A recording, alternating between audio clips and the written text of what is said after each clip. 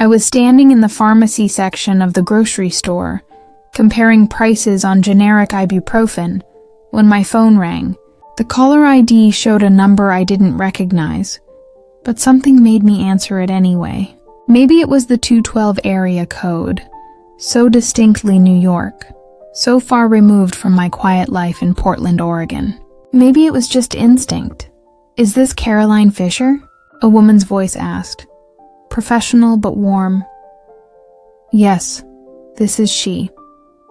"Ms. Fischer, my name is Dr. Patricia Holloway. I'm calling from Mount Sinai Hospital in New York City. Do you have a moment to talk?" My heart did that strange skip it does when you know something important is about to shift in your life. I abandoned my shopping cart in the middle of the aisle and walked toward the front of the store, pressing the phone harder against my ear. "Yes, of course. Is everything all right?" There was a pause, the kind that doctors must learn in medical school. The pause that precedes life-changing information. "Ms. Fischer, you're registered in the National Bone Marrow Donor Registry. We've found that you're a match for a patient in critical need of a transplant. A perfect match, actually, which is quite rare." I stopped walking. Around me, life continued as normal. A mother steered her toddler past me. Someone's phone was playing music too loudly. The automatic doors whooshed open and closed. Open and closed. "A match," I repeated, my voice sounding strange to my own ears. "Yes. The patient is a 31-year-old woman with acute myeloid leukemia. She's been undergoing treatment, but her best chance for survival is a bone marrow transplant. You're the only compatible donor we found in the entire registry." 31 years old. The number landed on me like a physical weight. I gripped the edge of a checkout counter to steady myself. "Ms. Fischer? Are you still there?" "Yes," I whispered. "I'm here. Tell me about her, the patient." I can't share identifying information at this stage, as per policy, but I can tell you that time is of the essence. Her condition is deteriorating. Would you be willing to come to New York for additional testing and, if everything proceeds, the donation procedure? I was 47 years old. I had signed up for the bone marrow registry 3 years earlier, during a company health fair at the accounting firm where I worked. They'd made it sound so simple. A cheek swab, add your name to a database, maybe save someone's life someday. That someday had seemed theoretical, distant, unlikely, but now it was here, and the patient was 31 years old. "I need to know something," I said, my voice trembling. "This patient, is she in New York? Was she born there?" Another pause. "Ms. Fischer, I understand you might have questions, but please," I interrupted, and I could hear the desperation in my own voice. "Just tell me, was she born in New York?" The silence stretched between us like a thread pulled too tight. Finally, Dr. Holloway spoke, her tone careful. "The patient has lived in New York for most of her life, yes. Ms. Fischer, is there something you need to tell me?" I closed my eyes. The fluorescent lights of the grocery store seemed too bright, the music too loud, the world too present when all I wanted was to disappear into the past. To 16 years old, to a hospital in Manhattan where I'd held my daughter for exactly 20 minutes before signing papers that promised her a better life than I could give her. I had been a child myself. Pregnant by a boyfriend who disappeared the moment he found out. Parents who gave me exactly 2 options. Keep the baby and leave their home with nothing, or give the baby up and they'd pretend it never happened. I'd chosen what I thought was the selfless option. I'd chosen what I thought would give her everything I couldn't provide. And now, 31 years later, she needed something only I could give her. "I'll come to New York," I said. "When do you need me there?" The next 48 hours passed in a blur of arrangements. I called my supervisor at the accounting firm, explained I had a family emergency. I called my ex-husband, Tom, who I'd divorced 5 years earlier, but who remained one of my closest friends. I didn't tell him the truth, not yet. I wasn't ready to say it out loud, to make it real. "You sound weird, Caroline," he said over the phone. "Are you sure you're okay?" "I'm fine," I lied. "I just need to take care of something. Can you check on the house while I'm gone? Water the plants?" "Of course. But really, if you need—" "I'm fine, Tom, I promise. I wasn't fine. I hadn't been fine for 31 years. The plane touched down at JFK on a gray afternoon, the kind of day where the sky and the city seemed to merge into one continuous wash of concrete color. I took a taxi to a hotel near the hospital, checked in, and sat on the edge of the bed, staring at the phone number Dr. Holloway had given me. My appointment was the next morning. I had the whole evening to think, to wonder, to hope and fear in equal measure. Instead, I ordered room service I didn't eat and took a shower that lasted until the water ran cold. I stood in front of the bathroom mirror, studying my face for traces of her. Did she have my eyes, my nose, my hands? I had thought about her every single day for 31 years. On her birthday, I always took the day off work. I would imagine what she was doing, what she looked like, whether she was happy. I had chosen a closed adoption because I thought it would be easier, cleaner. I'd been assured she'd go to a good family, people who desperately wanted a child, people who would give her opportunities and love and stability. But I'd been 16. What did I know about love or stability, or the way a decision could carve out a hollow place inside you that never quite filled back in? That night I dreamed of her as a baby. In the dream, the nurse was trying to take her from my arms, and I was holding on, saying, "Just 5 more minutes, please. Just 5 more minutes." But the minutes kept slipping away like water, and suddenly the baby was gone, and I was standing in an empty hospital room, alone. I woke up at 4 a.m. with tears on my face. Mount Sinai Hospital was everything I remembered, and nothing like it. I'd given birth there, in a different wing, a different lifetime. As I walked through the main entrance, I felt like a ghost haunting her own history. Dr. Holloway met me in her office, a small room filled with diplomas and family photos. She was younger than I'd imagined, maybe early 40s, with kind eyes and an efficient manner. "Ms. Fischer, thank you so much for coming. I want to walk you through what we'll be doing today and what the donation process entails." She explained the procedure. More blood tests, a physical examination, then, if everything checked out, I'd undergo the donation process itself. It would take a few hours, be moderately uncomfortable but nothing dangerous. I'd be helping to harvest stem cells from my bone marrow that would then be transplanted into the patient. "And the patient," I said, interrupting her medical explanation. "How is she doing?" Dr. Holloway's expression shifted, became more guarded. "She's stable for now, but her time is limited. This transplant is truly her last hope." I took a breath. "Dr. Holloway, I need to tell you something. 31 years ago, I gave birth to a daughter in this hospital. I was 16 years old. I gave her up for adoption." My voice cracked. "I've spent every day since then wondering about her, hoping she had a good life. And now you're telling me there's a 31-year-old woman who needs my bone marrow. That can't be a coincidence." Dr. Holloway was quiet for a long moment. "Ms. Fischer, I understand what you're suggesting, but I need to be very clear with you.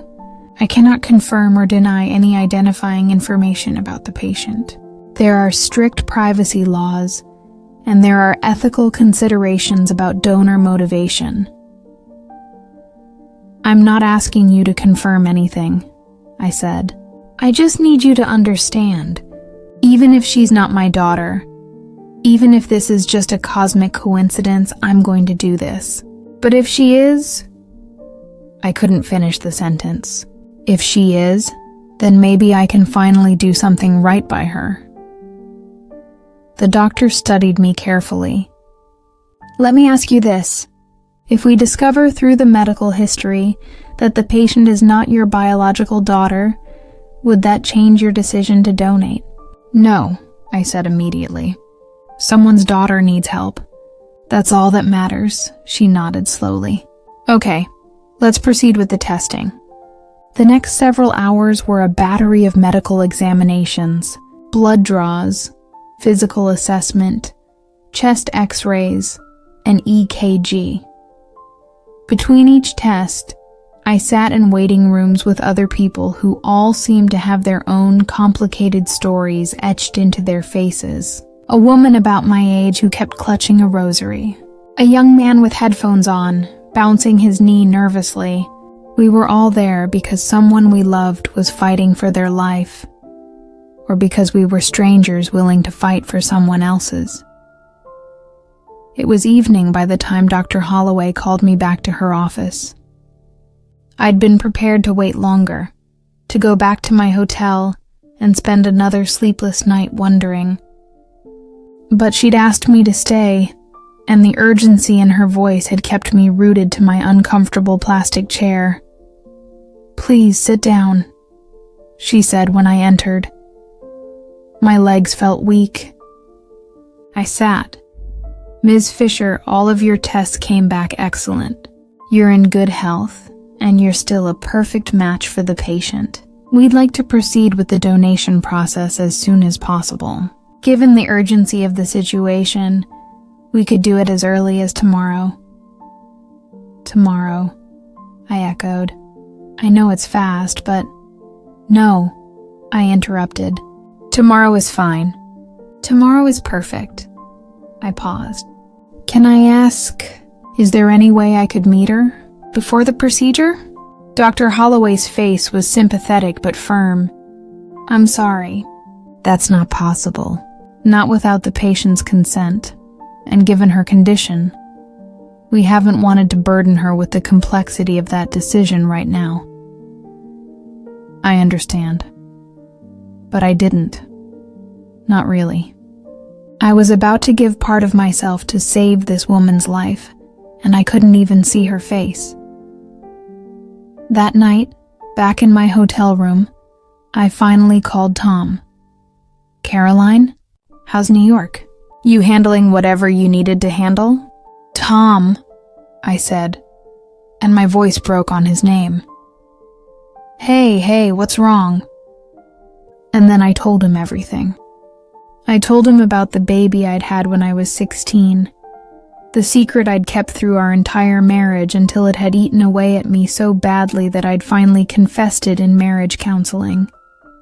It had been one of the reasons we'd divorced, not because he'd judged me, but because he'd realized how much I'd been carrying alone, how much I'd never let him in. We'd remained friends, good friends, but the marriage couldn't survive the weight of everything I'd held back. And you think this patient might be her? He asked gently. I don't know. The age matches, the location matches, but Dr. Holloway won't confirm anything. I wiped at my eyes. Maybe I'm just seeing what I want to see. Maybe I'm making connections that aren't there. Or maybe, Tom said quietly, after 31 years, you're finally getting a chance to do something for your daughter. I started crying then. Really crying. The kind of tears that had been building for 3 decades. What if she hates me, Tom?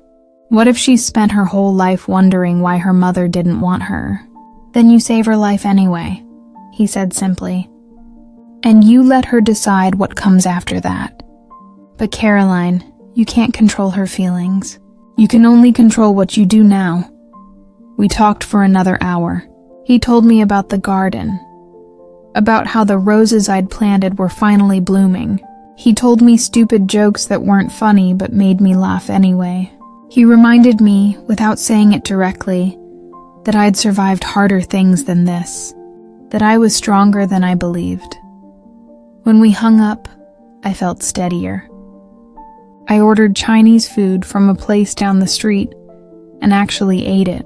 I watched terrible reality TV and tried not to think about tomorrow, and when I finally fell asleep, I didn't dream at all. The morning of the donation procedure was clear and cold.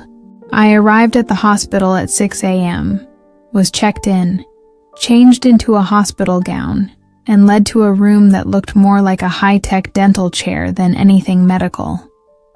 A nurse named Patricia, but everyone calls me Trish, explained the process one more time. They'd insert a catheter into a vein in each arm. My blood would be drawn out, run through a machine that would separate out the stem cells, and then the blood would be returned to my body. It would take about 4 to 6 hours. You can watch TV, listen to music, sleep if you can, Trish said cheerfully. We'll check on you regularly. You might feel some cramping or tingling, but nothing too bad. You're basically being a human filtration system for a few hours. And the patient? I asked. When will the transplant happen?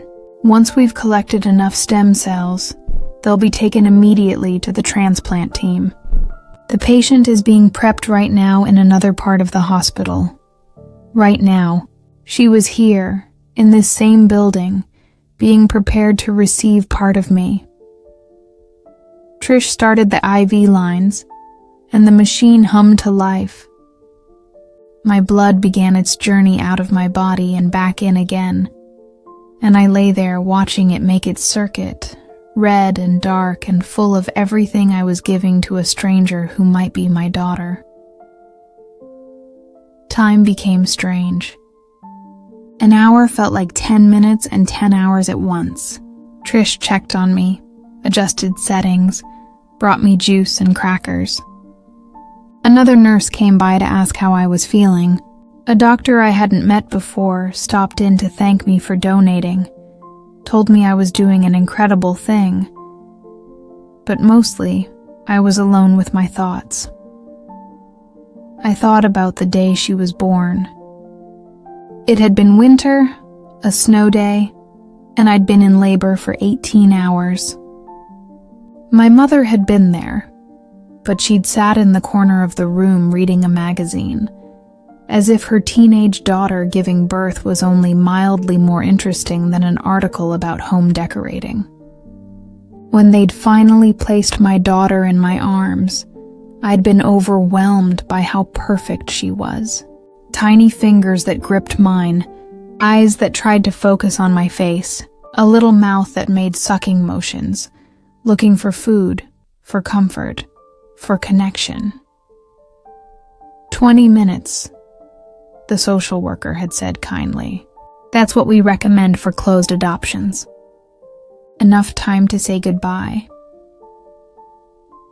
But how do you say goodbye to someone you just met and already love more than you've loved anyone in your entire life? How do you explain to a baby that you're letting her go because you love her, because you want her to have more than you can give? I'd sung to her. I don't even remember what song. Something my grandmother used to sing to me. And I'd memorized everything about her. The way her hair curled slightly at the temples. The tiny birthmark on her left shoulder. The sound of her breathing. And then they'd taken her, and I'd signed papers, and I'd gone back to my parents' house and pretended, as they'd wanted, that it had never happened. Except it had happened. It had happened every day for 31 years. Ms. Fischer, you okay? Your heart rate jumped a bit. I opened my eyes. Trish was standing beside me looking concerned. I'm fine, I said. Just remembering something. She smiled sympathetically. Well, good news. We're almost done. Another 30 minutes or so. You've been a champion. When it was finally over, when they'd collected enough stem cells and disconnected me from the machine, I felt hollowed out and full at the same time.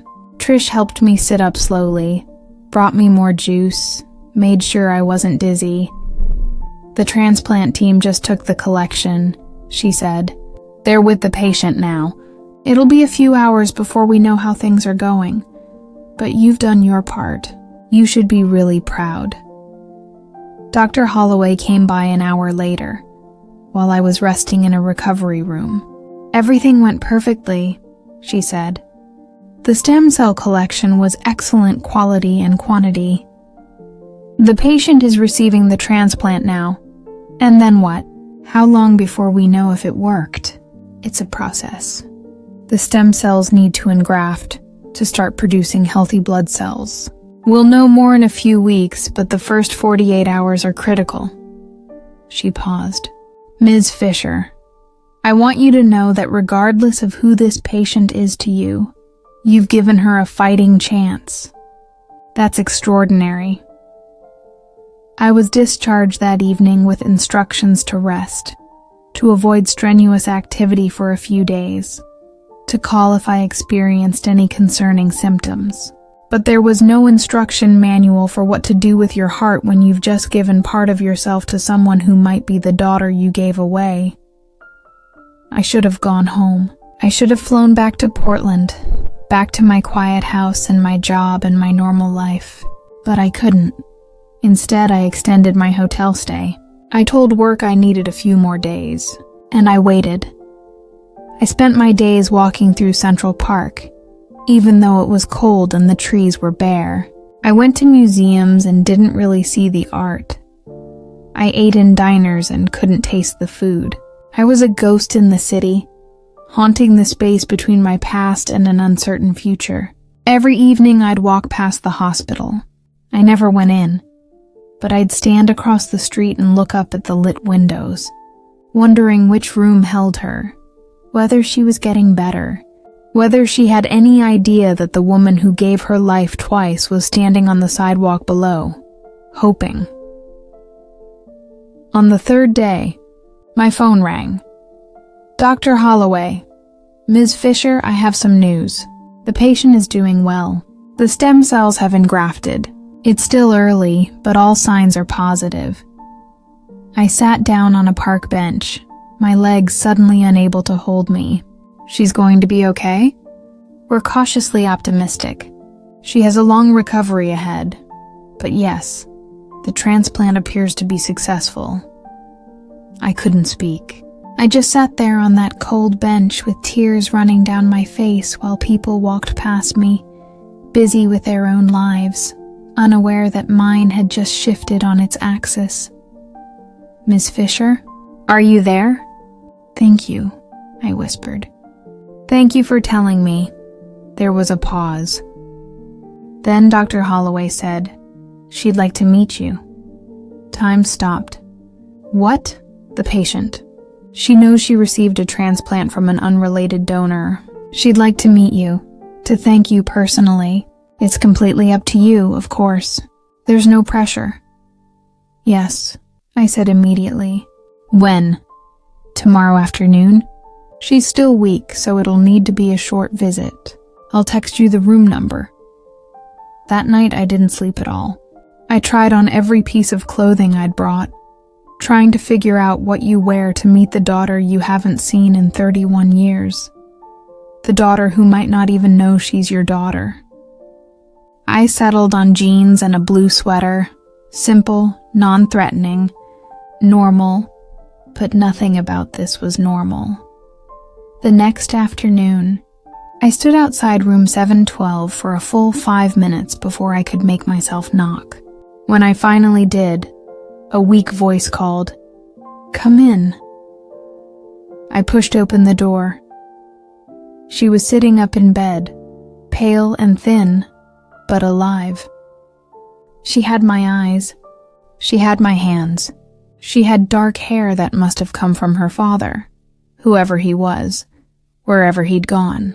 She was beautiful and fragile and there, real, in front of me after existing only in my imagination for so long. "Hi," she said, and smiled. "You must be Caroline Fischer. I'm Lily Chen." Chen. Her parents had been Asian. Good parents, I hoped. Parents who'd given her that last name and a life and love. "Hi," I managed. "How are you feeling?" "Like I've been hit by a truck and then had a stranger's bone marrow injected into me," she said, with a laugh that turned into a cough. "But alive. Thanks to you." I moved closer to the bed, uncertain. An older Asian woman was sitting in a chair by the window, and she stood up, smiling at me. "I'm Susan Chen, Lily's mother. We're so grateful to you. You saved our daughter's life, our daughter." The words hit me like a physical blow. She was their daughter. They'd raised her, loved her, been there for every scraped knee and school play and heartbreak. I'd just been a vessel, a biological starting point. "I'm glad I could help," I said, my voice tight. "Would you like to sit?" Lily gestured to the chair her mother had vacated. "I have to admit, I'm curious about you. They told me very little about the donor process, just that there was a match in the registry." I sat, my hands clenched in my lap. "What would you like to know?" "Everything," she said simply. "Where you're from, what you do, why you signed up for the registry. I mean, you flew across the country to donate bone marrow to a complete stranger. That's pretty incredible." "You're not a stranger," I said before I could stop myself. Lily tilted her head, curious. "What do you mean?" And there it was, the moment. I could tell her the truth. I could say, 31 years ago, I gave birth to you in this hospital. I held you for 20 minutes, and then I let you go because I was 16 and scared and I thought I was doing the right thing. I have thought about you every single day since then. You are not a stranger. You are the absence that has shaped my entire life." But I looked at Susan Chen, standing by the window, her face full of love and worry and exhaustion from watching her daughter fight for her life. I looked at the cards and flowers crowding every surface of the room, evidence of a life fully lived, fully loved. I looked at Lily, weak but fighting, surrounded by proof that she'd been given exactly what I'd hoped for when I signed those papers 31 years ago. "I just mean," I said carefully, "that anyone who needs help isn't a stranger. We're all connected, aren't we? In ways we don't always understand." Lily smiled. "That's a beautiful way to look at it." We talked for another 20 minutes. She told me about her life. She was a teacher, 4th grade, in Brooklyn. She loved her job, loved her students. She'd been diagnosed with leukemia 6 months ago, had gone through aggressive chemotherapy, and had been told that a bone marrow transplant was her only real hope. She'd been terrified that they wouldn't find a match. "And then they did," she said, looking at me with those eyes that were so like my own. "They found you." I told her about Portland, about my job, about my ex-husband Tom and our friendly divorce. I told her about signing up for the registry at a health fair, never really thinking it would come to anything. I didn't tell her about the baby I'd had at 16. I didn't tell her that looking at her was like looking at a life I could have had, should have had, gave away.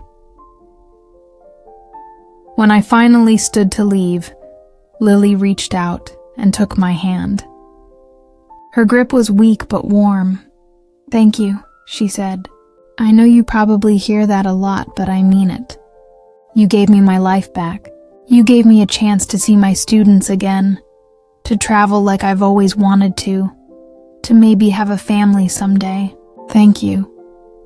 I squeezed her hand gently, afraid I might hurt her, afraid I might never let go. "You're welcome. Get better, Lily." As I turned to leave, Susan Chen followed me into the hallway. Ms. Fischer, wait. I wanted to talk to you privately. I stopped, turned to face her. She was studying me with an expression I couldn't quite read.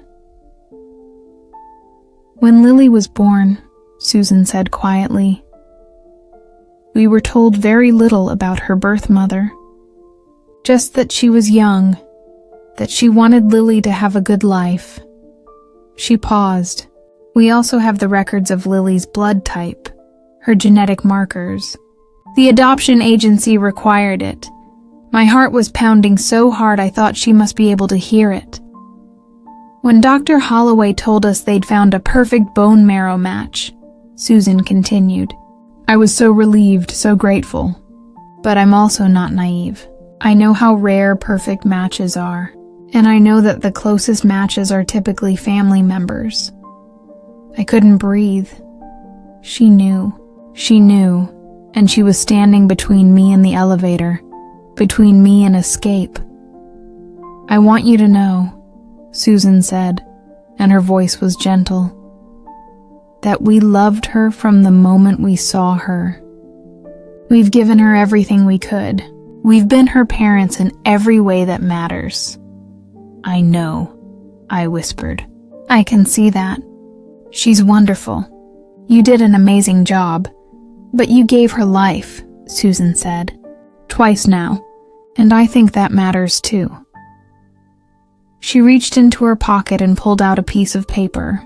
This is my phone number and email. If you want to stay in touch, to know how she's doing, I'd like that. And maybe someday, when she's stronger, when the time is right, we can tell her together. Let her decide what kind of relationship she wants with you. I took the paper with shaking hands. Does she know she was adopted? Yes. We've always been honest with her about that. She's never expressed much interest in finding her birth parents, but that's her choice to make. Susan smiled, and there were tears in her eyes. You did a brave thing 31 years ago, and you did a brave thing this week. Thank you for both. I couldn't hold it together anymore. I started crying right there in the hospital hallway. And Susan Chen, the woman who'd raised my daughter, put her arms around me and let me sob into her shoulder.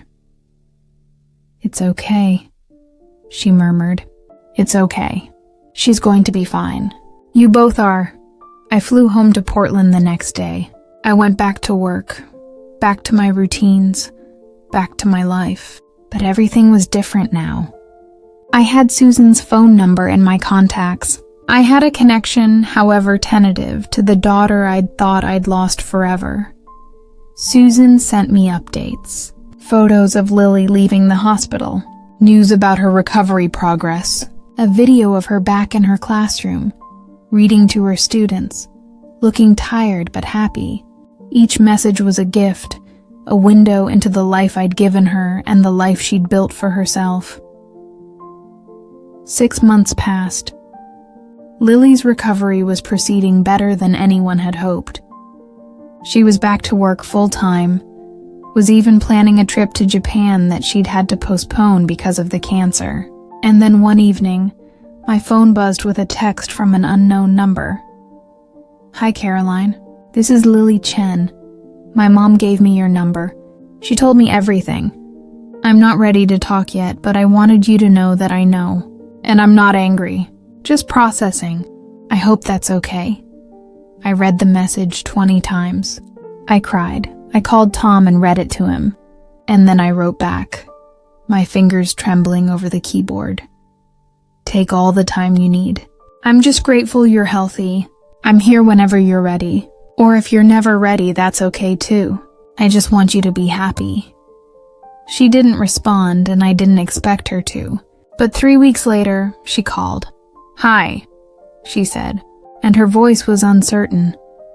Nothing like the confident woman I'd met in the hospital. Hi, I said back. So, she said. This is weird, I laughed, a sound that was half sob. Yeah, very weird. My mom told me that you were 16 when you had me, that you were in a bad situation and thought you were doing what was best for me. Yes, I whispered. Were you doing what was best for me? It was the question I'd asked myself for 31 years. I thought so, I said honestly. I was a kid with no resources and no support. Your parents could give you everything I couldn't, but I'd be lying if I said it didn't destroy me to let you go. She was quiet for a long moment. I had a good childhood, she finally said. My parents are wonderful. They love me so much. But there was always this piece missing, you know? This question about where I came from, who I looked like, whether my birth mother ever thought about me. Every day, I said, my voice breaking, I thought about you every single day. Why didn't you try to find me? Because I didn't think I had the right. I gave you up. I made that choice. I didn't want to disrupt your life because I was selfish and lonely. But you saved my life. That wasn't about me, I said. That was the universe giving me a chance to do something for you, to finally do something right. We talked for 2 hours that night. She asked me questions about her birth, about my life then, about whether I had other children. I didn't. She told me about growing up in New York, about the teachers who'd inspired her to become a teacher herself, about the boyfriend she'd just broken up with right before her diagnosis. I think part of why it didn't work out, she said, was because I was so focused on finding a bone marrow match. I was pretty sure I was going to die. And then you showed up, this mystery donor, and you saved me. And now I find out you're my birth mother. And it's like the universe is telling me something. What's it telling you? I asked. I don't know yet. But maybe that some stories get second chances. We've been talking regularly for 6 months now. Sometimes just texts, sometimes phone calls that stretch late into the night. She's invited me to visit New York again, to have dinner with her and her parents. I'm nervous, but I'm going. Susan has been incredibly kind about all of it, has made space for me in Lily's life without ever making me feel like I'm intruding. Last week, Lily sent me a photo. It was from her classroom. Her students gathered around her, all of them grinning at the camera. The caption read, "Teaching them about genetics and bone marrow donation today. Told them my birth mother saved my life.